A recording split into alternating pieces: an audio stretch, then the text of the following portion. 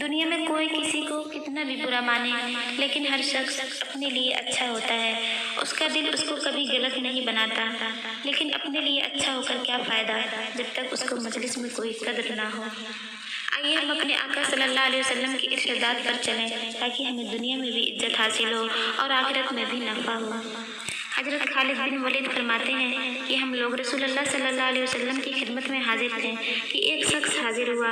अर्ज़ किया, या रसूलल्लाह, मैं कुछ बातें पूछने के लिए हाजिर हुआ हूँ जो मुझे दुनिया और आखिरत में नफ़ा दें।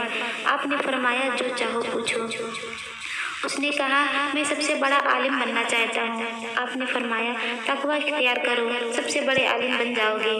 उसने कहा, मैं सबसे बड़ा गनी बनना चाहता हूँ। आपने फरमाया, कनात इख्तियार करो, सबसे बड़े गनी बन जाओगे।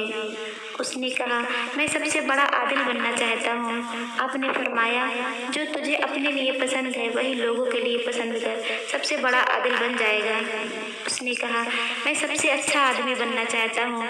आपने फरमाया, लोगों को नफ़ा पहुँचाया करो, सबसे अच्छे आदमी बन जाओगे। उसने कहा, मैं लोगों में सबसे ज़्यादा अल्लाह का ख़ास बंदा बनना चाहता हूँ। आपने फरमाया, अल्लाह का जिक्र कसरत से किया करो, ख़ास आदमी बन जाओगे। उसने कहा, मैं चाहता हूँ कि मेरा ईमान कामिल हो। आपने फरमाया, अपने अखलाक अच्छे करो, तुम्हारा ईमान कामिल हो जाएगा।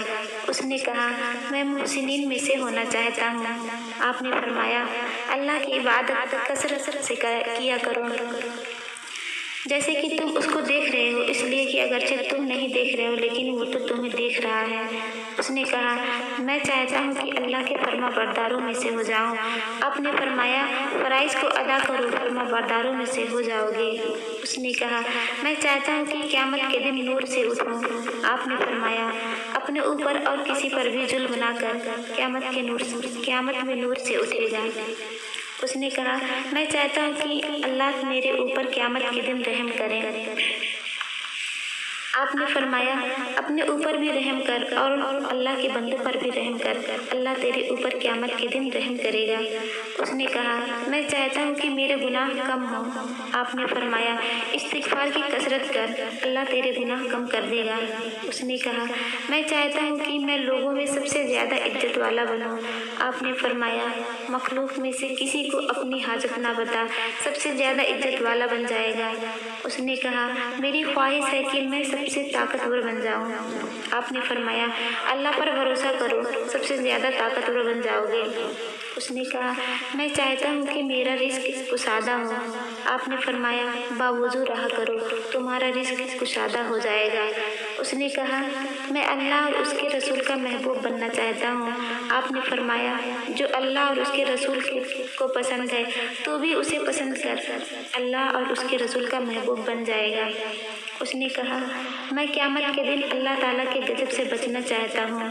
आपने फरमाया, अल्लाह की मखलूक पर गुस्सा करना छोड़ दे, वो तुझे अपने गज़ब से बचा लेगा। उसने कहा, मैं चाहता हूँ कि मेरी दुआएं कबूल हों।